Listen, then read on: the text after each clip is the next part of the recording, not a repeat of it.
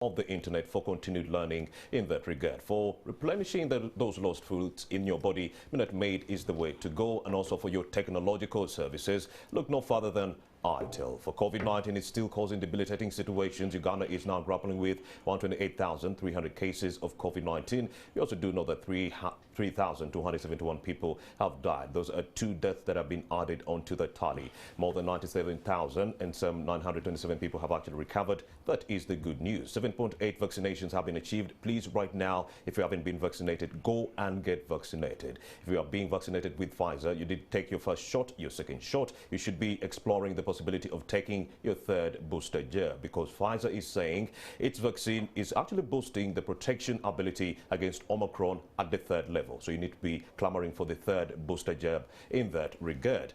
Away from that, COVID-19 and the other issues taking center stage in the world, Kaiyunga by-election is on our hands. We are seeking to elect the LC, a 5 chairperson within this area. We've seen a lot of violence taking center stage in this area. Opposition principal Robert Chagulanyi was never allowed to campaign for Harriet Nakwede. The same candidate was also roughed up, that is Nakwede, and beaten up by members of the police force. Her supporters were showered with tear gas. We did see the favoritism being meted out on the commander-in-chief as he veered off to this jurisdiction. Prime Minister Nabanja was allowed to campaign for Andrew Muwonge, unlike what we saw on the other side. So the dynamics that play every time we have an election, the incumbent being offered leeway to do what he wants and the opposition being, suffocated in that regard. We want to explore that and a lot more right here on Morning at NTV. Captain Francis Babu is already here with me, and on Zoom we shall be joined by Honorable Kaya Christine. She is the woman MP for Chiboga district, and she's already right now within the jurisdiction of Kaiyunga. Before we started off this show, I called her and she told me that 80% of the DR forms have already been counted, and they seem to indicate that the NUP candidate, that is Harriet Nakwede, seems to be winning ahead of Andrew Muwonge in that LC5 by-election within Kaiyunga. Let's talk to Captain Francis Babu about the dynamics that involve violence every time we have an elective process. Very good morning, Captain Francis Babu. Morning. Since we have some distance, I think I'll feel a little bit more comfortable. Indeed, it's been a while, but it's always an opportunity, a pleasure to have a conversation with you, Captain Francis Babu. Thank you very much. And indeed, what is your good view? Good morning to all our viewers. What is your view of what is happening in the country right now, Kaiyunga and everything? It has become the norm. It has become the norm. We didn't learn everything from the 2021 election in January. No. This has been, it's a symptom. Indeed. Of what's happening to our so-called democracy. And a lot of things are happening. It depends how you look at it. I've been hearing you talking about it. The gentleman was not an incumbent. No. President Museveni? No, the incumbent at...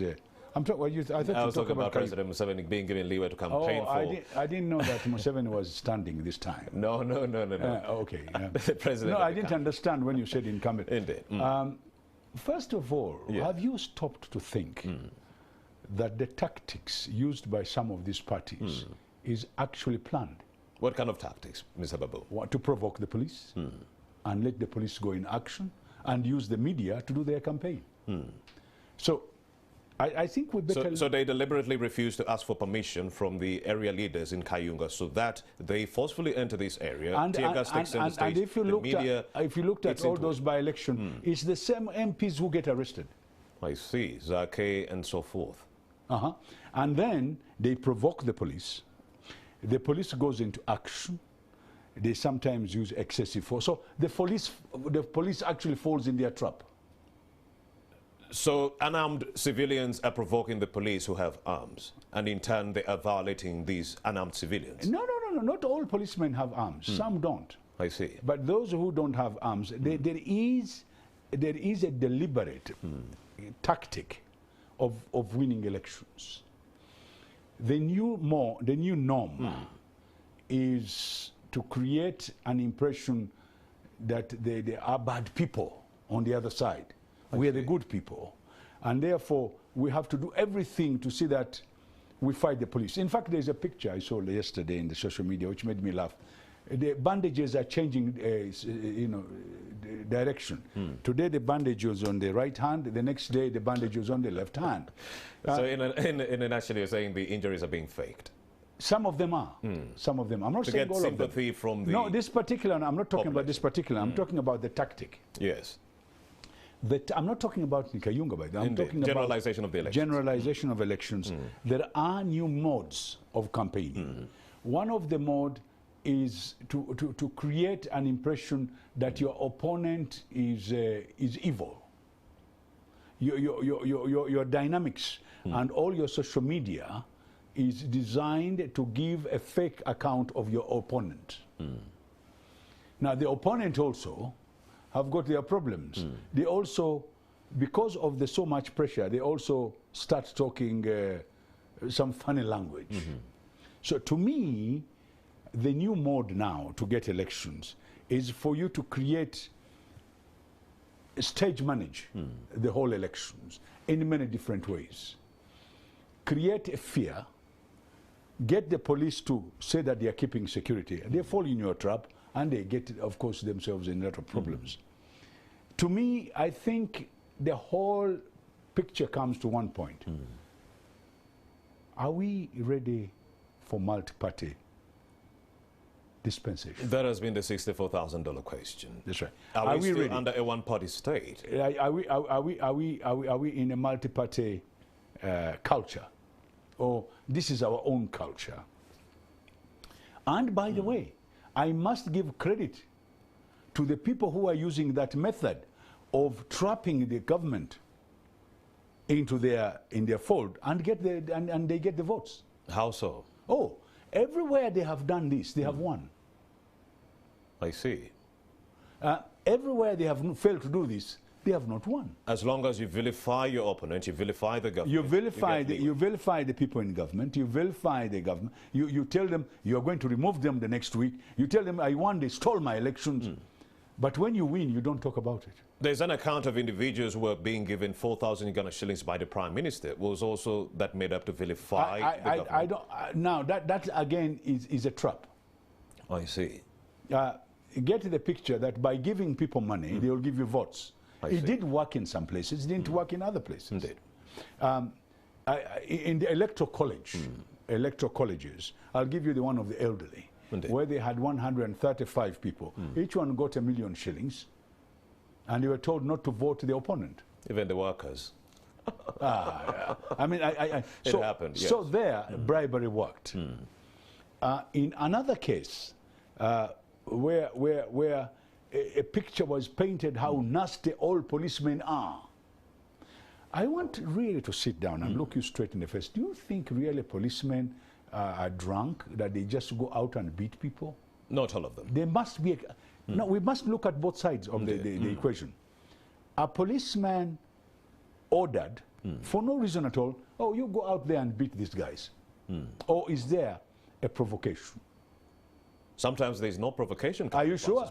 No, give me an example. Sometimes they even get permission from the area leaders to go into these jurisdictions. Give me an example where it is, because you don't have the facts. Your cameras seem to go when somebody has been arrested. What happens before the person is arrested? You don't show it. So our media, including the level of the people of media, seem also to have sides. So time has come.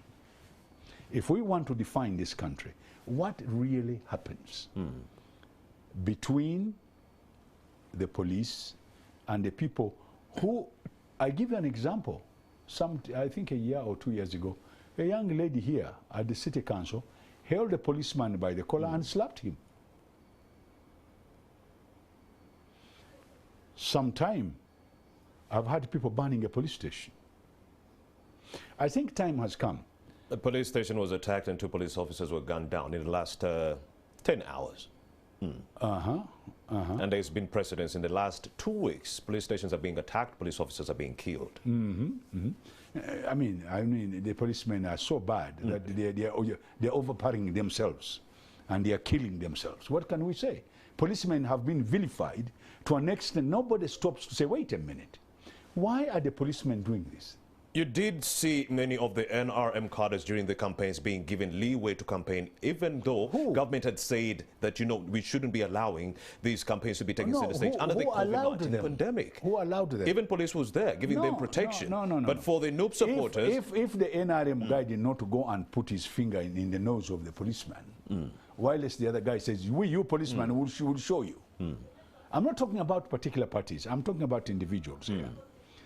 You see, I don't want to be unfair. Indeed. In some cases, the police, after being trapped in that smart approach, they go overboard also. They also get themselves, you know, they don't have a control over themselves. But if they understood that this was a tactic to get them to arrest somebody, then I think they would think twice. The Uganda police will react even before there's anything taking center stage. They just had Robert Kyagulanyi wanted to go to Kaiyunga. He hadn't even stepped out of this house. The whole house was cordoned off. But then President Museveni was allowed, given leeway to go and campaign for Andrew Mwangi. So the favoritism coming in from the security forces. No, but what is the reason? You see, I think we will have this problem of... Is Bobby Wine a threat when he goes to Kaiyunga to campaign for Harriet Nakwede? In fact, by doing that, you've already given those guys a winning streak. By doing what they did, they have given those guys a winning streak. I see. Now, what is you mean that was the trap they wanted? What is the intelligence report? Why are they refusing somebody? Why? Now, the police has to sit down and really come out and say, we stopped this man because we got this intelligence and this and this and that. But by doing so, I am saying, they are giving their candidate a chance to win. Because it creates an impression that the police is against a particular candidate until the bandages start changing sides. And then somebody starts walking using one leg. And then when you're there, he's standing on the both legs. The whole point is the democracy is no longer what we would like it to be. Could this be within the NRM itself? Let's go back. You're talking about NRM. NRM has got its own problems, and people don't talk about them. For example, the votes we're talking about of the elderly and whatnot, it was in the NRM docket. Instead of using nice tactics, they used the money instead. Now, and of course, I had Honorable Dombo here, and I asked him about over-commercialization of politics, and I was like, isn't it a bad thing to have too much money in our politics? And he said, no, it's not a bad thing, in Honorable Dombo. And he said, in fact, maybe Honorable Dombo. The winner, the person with more money, should be able to win the election. The person with the convincing language. And to him, using money is part of the modes to convince the electorate. This is where so that's why using money has been normalized. That's why you see the Prime Minister dishing out money, the President dishing out money. Using money and abusing people and vilifying somebody and using those dirty tactics against the police is all in the same in the same league. I see. They're all dirty. I agree. We are talking about a nation that is so young that requires people to understand what elections are all about, because it is basically weighing who is a better candidate. Captain Francis, but you're telling us that they are using public sympathy, and that's why they've been winning in some of the areas where they've used this tactic. Yes. But then, how come this never worked for the retired Colonel Dr. Kizza Besigye? He tried 4 times in the same way, using public sympathy to win that election, trying to cause some kind of insurrection from the grassroots. You understand the tear gas that was meted out on him. Everything did not work out for him. You're talking about something completely different. You are talking about the same thing when he stood for presidential election. All those who have been on presidential elections, have they won? So you're comparing a different ball game. Now that ball game is different. We've got to talk about it as it is. What happened? You see. Now, if we are talking about tactics being used by different areas, they've got tacticians, they've got strategists, they use all sorts of methods. And I am not saying, but don't get me wrong, and I want this to be very clear. I'm not saying people do not make mistakes in these elections. There are those who fall prey, there are those who make mistakes. I keep telling you people that the majority of policemen are really not bad. If there are people who sometimes go a little bit overboard, there are very few. I hear you on that, but there's been a kind of precedence we've been noticing, not only yesterday or 2016 or even 2011. 1996, Paul Semogwedere against President Museveni. His supporters were being stoned by NRM supporters. That took center stage in 1996. 2001, there was violence. 2006, there was violence. You did have Besigye being nominated in prison. 2011, walk to work protest. 2016, you did see that. You did see that happening. How old are you? You're so young. This thing did not start with the Besigye. Indeed, but I took you up to 1996. It started in the 60s. People were cutting people's matoke here. We're talking about the NRM, Captain Francis. No, we're talking about Ugandan politicians, not NRM per se. You keep on saying NRM, but there are people on the other side who even threatened old people not to go and vote. Yes, there are people in the political arena who misbehave during elections. And elections did not start today, where people are using all sorts of tactics to do these things. In the 60s, people nearly killed each other here. In the 70s, we had a different military government. Then when in 1980, it was completely different. In other words, we have never settled. And that's where I kept to say, is it we don't understand how multi-party politics works? This is Captain Francis Babu. We also have Honorable Kaya Christine, who is actually joining us via Zoom from Kaiyunga district. She was telling me that 80% of the DR forms that have been counted actually indicate that, yes, the NUP candidate is winning. Let's get to her shortly after this break. We are still tracking the outcome of the Kaiyunga LC5 by-election, and at this point, we'd like to talk to Christine Kaya. Honorable Christine Kaya is the Chiboga woman MP who's already in Kaiyunga district, and she's going to be divulging a few details pertaining to this election. A very good morning, Kaya. Christine, a very good morning to you. How are you doing?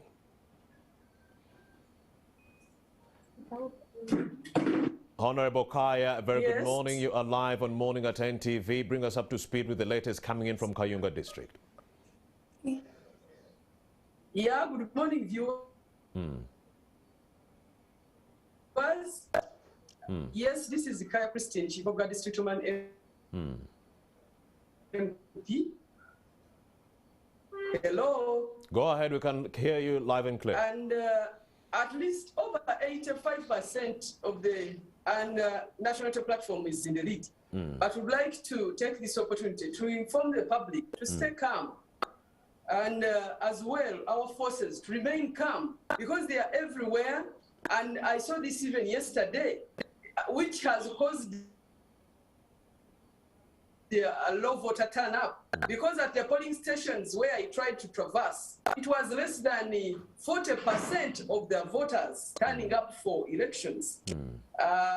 I saw that people were being intimidated, and as someone is thinking of coming out of his or her home, he sees a mamba moving around, a pickup full of soldiers moving around, and he or she feels it's not secure to move on and go to the polling station. So I saw a lot of intimidations that limited members and the community to take part. However, we are grateful that at least those who turned up are able to realize that Nakode Harriet is the best candidate. And I also observed that media had a lot of limitations, and even personal gadgets are prohibited. I thought it is okay for me to take record of what is taking on, such that in case there is need for verification, I have something to show.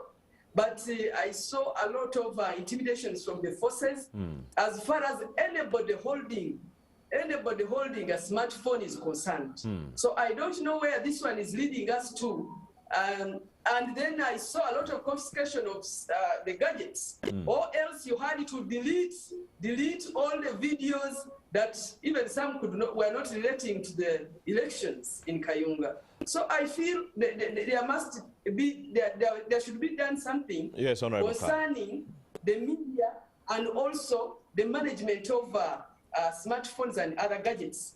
Honorable Kaya, we also had incidences of vote rigging, ballot stuffing. Bring us up to speed with the latest in that regard.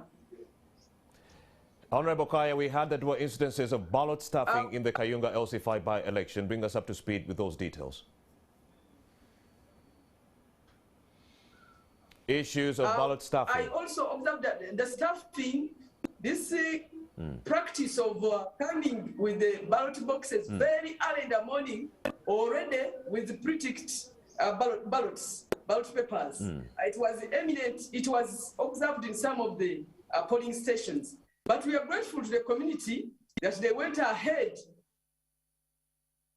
to hold the elections until the boxes were empty. So we're wondering by 5:30, how come the ballot box was all right, already thank you very halfway? much, Honorable Christine Kaya. To... She is the Chiboga woman MP. She's telling us that ballot stuffing did take center stage, heavy police deployment, military deployment that also led to intimidation of the voters. She's actually attributing the low voter turnout to the police and military deployment that we saw, that we were talking about. And you say they used that as tactics to get public sympathy, but she says it really affected the election. She also says there were incidences of ballot stuffing by 6 a.m. Yes, ballot boxes were actually being ferried in, full of pre-ticked papers already. What do you make of this, Honorable Babu? You know, if you people don't stop exaggerating these things, you amplify everything. I saw what happened. They showed the ballot box. They showed the Electoral Commission getting involved in that incident. It was one incident, not several incidents. It was one incident, but it was true. No. They caught them. They did something about it. Now, we don't know which side. They have not told us which side was stuffing. I see. They haven't. Now, on the other hand, there is no by-election that has ever had a full turn-up of all the voters. I see. All by-elections in the country. By-elections have not had the same turn-up as in the presidential election. The presidential election saw 8 million people and counting not show up to the polls, Captain Francis. No. And of course, violence was one of the factors. I am talking, I think you mix these things. We are not mixing up. It's still an election. Stop an election is an election. No, stop Captain mixing. I'm giving you an example. During the presidential election, there is a bigger turn-up than during the by-elections. And we are saying even in that election, 8 million people did not turn up. I want you to go back to the by-elections throughout the country and give the statistics. During by-elections, we don't get a good turn-up. I see. And this is not only in Kaiyunga. You seem to think that it was only Kaiyunga having elections. The rest of Uganda was having elections at the local government level. And the people also had the same problem. Because you seem to have put the spotlight only on Kaiyunga and not looked at the other elections. That's what we were wondering. Why is Kaiyunga a focal point for the NRM? We saw the Prime Minister there, the President in there. Why NRM? Why don't you talk about NUP? They were not allowed to go there and campaign. Who said? Why would they make it so hard for the opposition? Who is winning? Of course it is the opposition. Yes, but you say they are not allowed to go there. Who? Of course. Only one person not being allowed to go there, and we should find out the reason why. And the supporters are being roughed up with tear gas. The candidate herself being beaten up. Why? Because they stage managed the whole thing? Because NRM really wanted to win this election. I don't want to be unfair to them. We should get the side of the police. Indeed. And I think you should give the police there's what we call natural justice. Indeed. You can't only be one-sided all the time, including media. Why is the police doing that? They should tell us. You keep on saying the police. How about if the police has got reasons to do what they were doing? To beat up a woman who is in a race? Not beat up. What? With the bandages changing sides? She has a bandage on her left eye. We better be very careful. What I'm saying is during by-elections, we've not had a good turn-up throughout the country whenever we have by-elections. I see. That's point number one. Now, after that one, was this one even worse than the other by-elections because of the problems you're talking about? I think we should get our statistics correctly. I don't want us to be taken hoodwinked and taken with the propaganda and not look at all sides of the equation. I am saying, yes, if the policeman did what they did, why? And if these people were being arrested, why were they being arrested? What did they do? And we should therefore get the true picture of what is going on. Luckily, I'm happy because I've listened to the news this morning. Even after all those, they are winning. Which means that there is something that is working. And that goes back to they are tacticians, they are strategists.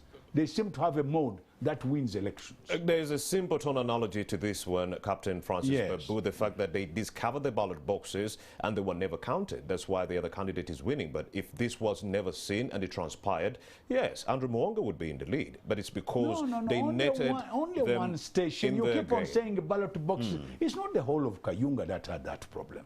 There was a station where this happened, and it's being investigated, including the Electoral Commission, and we would like answers. Let's talk I about agree with you. elections as a whole, not only by elections. We've seen the last election during the campaigns, we did have 54 people being killed as Robert Chagulanyi was going to look to actually campaign in that district. So the violence that has been meted out on the people and the involvement of the military, it is something that took center stage during the Amin administration, during the Obote administration. President Museveni came in 1986 saying he's coming with a change to the whole politics and how we run our politics and the game. But then here we are. All of them say the same thing. Military has returned into our politics, and this is the same governments he used to critique. No, but you see, the problem is, I think sometimes you simplify these issues. Security, keeping the security of the country, does not only involve the police. It involves all the security organs of government. And if government feels that by having a combination of security personnel to do a job, they will do it. They will not stop it. Whether they are doing it because of their selfish modes, because of that's what they are trying to do, I hear you. or whether they are doing it because they actually want to keep security, those are two different things. I think we should become a little bit more reasonable. Does this military, you seem to think that military cannot be used. Just the other day, in Washington, D.C., they went to the Congress, the same thing happened. The Capitol Hill attack. Yeah, they had the police, including National Guard, including the military. So, a country, when it comes Of course, to that was an insurrection. It was different. It's like Chagulanyi and his supporters attacking Parliament. It has never happened in Uganda, so we can't Really? make those it comparisons. has never happened to Uganda. Don't you remember there was a little bit of dancing in Parliament? And people were kicking The each other? invasion was from the military. Captain Who said Francis so? Babu. Who said so? They entered and they roughed up Why the don't you MPs? get the other side that they were trying to steal the maize? And it was the preserve of the police that entered. Who said they were not Parliament also had its own police. Why are you looking at one What side? we saw entering What was the Parliament other group was the trying to Special do? Forces Command. What was the other group Captain trying to Francis do? Babu, why would the military that is tasked with protecting the president enter the August House, rough up MPs, You see, yet there's own security at the Parliament? that is your narrative. How about the other narrative? What is that narrative? They were waiting outside. The first person to be beaten there was the Sergeant of Arms. He was beaten by MPs. You don't talk about that, do you? The Sergeant of Arms, the man in charge of security of a parliament, he was beaten by a certain MP. He asked them to leave the house. They didn't. They beat him up. They refused to listen to his command. He ordered his security to come in and help him. Now, you don't give that narrative, do you?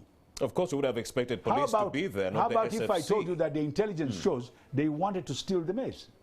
Actually, we would have expected to see police, not the SFC. It was also the SFC on the streets when people were being killed in November of 2020. Was it SFC? It was SFC. No. Was it SFC? What guarantees do you have? It is Kaiyunga who tapped the SFC and said we need more reinforcement. I didn't know that you worked with Kaiyunga.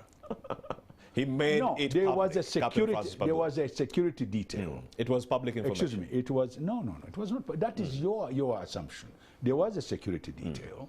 The security detail was put to do that work, and they did. Was it CFC? Was it part of the military? Was it a special force? What was it? Nobody has ever answered that question.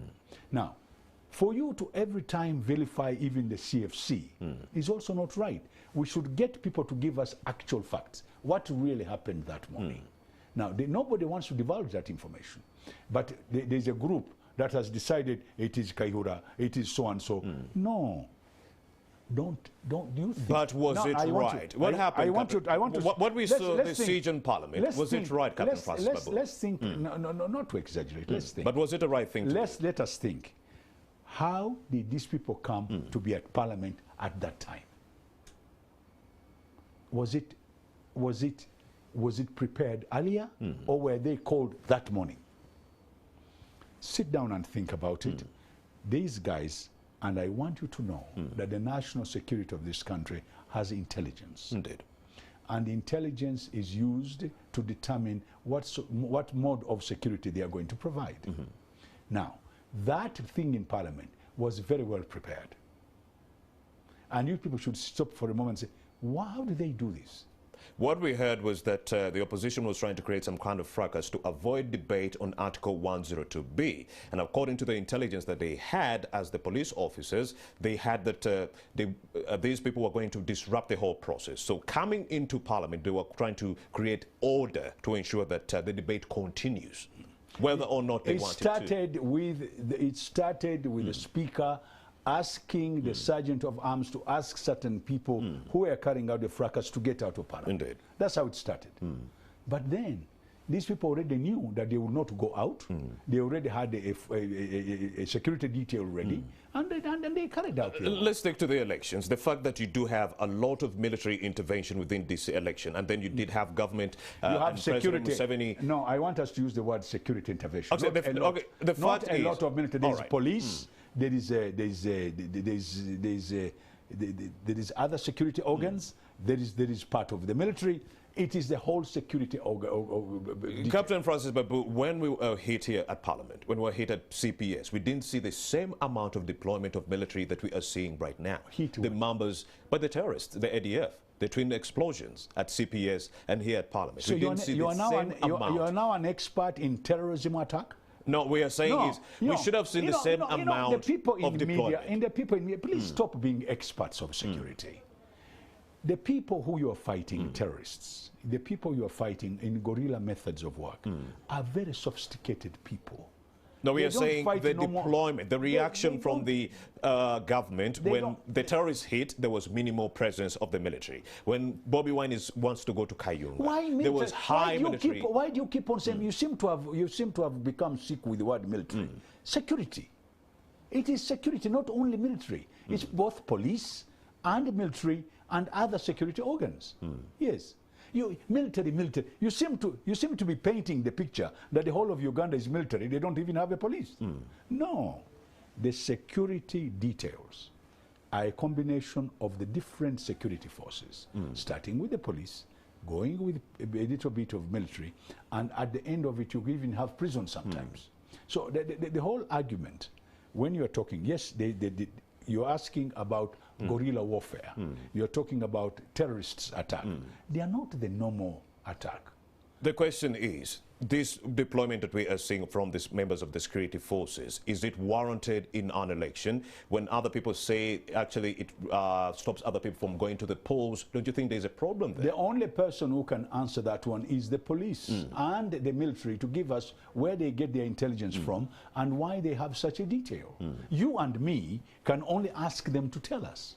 We cannot sit here and assume. You see, the whole point is people do not understand how military and security, we have a national security committee in this country. And they're senior security officers who sit down and decide on something. It is not something that is just decided off the cuff. And this is where the problem is. And I would like to ask you kindly, when you're talking about the national security, let's be a little bit careful.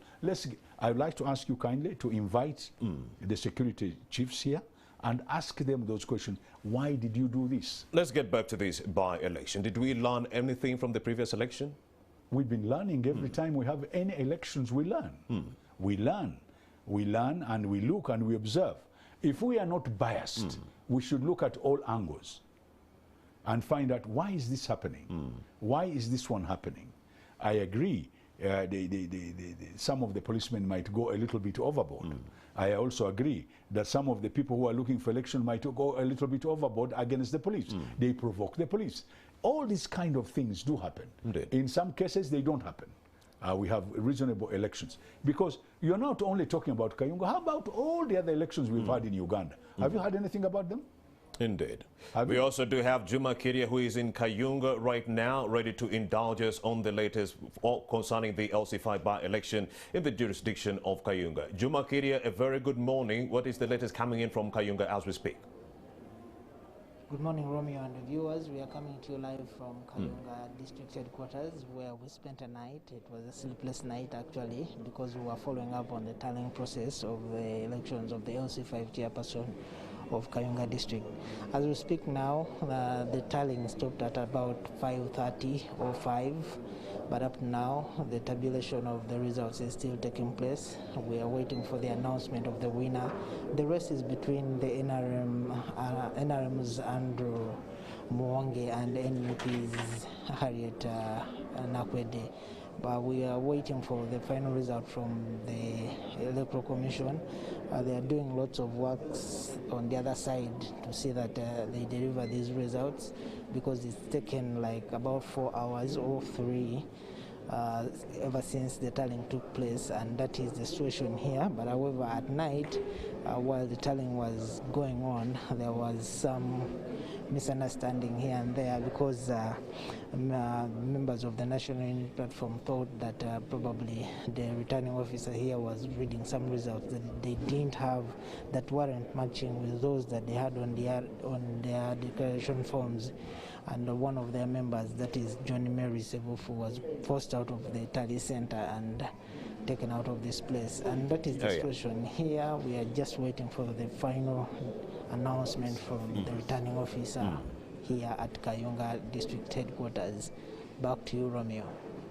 Joma Keria, we also had issues of ballot stuffing. Now, was this issue or problem taking center stage at one polling station, or other polling stations also saw the same machinations taking center stage? I only witnessed it personally. I had complaints from one polling station, that is at St. Anyiza in Kaiyunga sub-county, where residents were complaining that there was ballot stuffing, and at about, for them, when they got at the polling station, that is at about 6 a.m., they found that the boxes were full of ballot papers, so they were wondering who had voted before even the voting time had come, because voting initially was supposed to start at 7 a.m. So that was the situation in Kangulumira. Juma Keria, is there still heavy deployment before I let you go? Juma Keria? Romeo, I am back to you. Are you still getting? You, Romeo. All right, thank you very much, Juma Keria. I think we lost him there for a second. Yes, the issues of ballot stuffing, you're also telling me that these are normal things. Opposition rigs, the government rigs, it happens all the time. Oh, yeah, oh, yeah. There are several people who rig elections. There are people who steal elections. There are people who connive with people in the Electoral Commission. They change people's results and things. A lot of things. They've even gone to court on some of these issues. All I'm trying to say, please, whenever there is a situation, you know, a few minutes ago, there was a picture that the whole of Kaiyunga was being ballot stuffing. It's only one station, and we would like to know what has come out of it. The Electoral Commission should tell us, because they are investigating. And they stopped voting for some time. Then they started all over again. And I think they should tell us who was doing it and why it was being done. Yes. How best do we create a conducive environment through which the opposition can thrive, and also, you know, the government can also thrive? In tandem, I'm only asking, are we ready for multi-party politics? No, I don't. I think we have a bigger. We need a mind change, a mindset change. We seem not to understand. I do not accept the argument of giving people money. I do not accept the meanings of threats. And every time we come into election, certain things come into play. Indeed. The first one is money, commercialization. The second one is intimidation. The other one is rigging. This now, you know, this happens whenever there is pressure in terms of competition. Indeed. Unfortunately, we have failed to control it. We have failed to control ourselves. We have failed to have this. There are people within the government who are having a lot of these problems. There are people within NRM who are not very good. It's not the whole of NRM. Indeed. Some people. Indeed. Some people in different parties. And if you have realized, there are people who actually get involved in rigging elections in all sides. And there are some experts. Besides rigging elections, you do have opposition members who are now saying, for us, elections are not working for us. We are looking for alternative means. What do you make of this? Does that mean that we are losing the whole point? No. That means you have failed to give us a new method that can help us. Yes. All right. What can help us? What can help this country? I don't think that's the best way to. Giving up is not the answer. You've got to keep on going. You've got to find solutions. And I disagree. If the problem is with people in government, and I want you to get this point, there are people within government, although they are members of the NRM, there are also people from different parties. By the way, I think we should now take each party by itself. There's this thing, opposition and government. No, there are more parties than one in this country, and each one of it, each party should be respected in its own way. We have DP, we have UPC, and so on and so forth. Indeed. Honorable Captain Francis Babu, thank you very much for having made the time to speak to us this beautiful Friday morning. Thank you very much. And indeed, you're still watching Morning at NTV. Sakib Munir, the country manager for Glovo, is already here and is ready to indulge us. We'll be right back.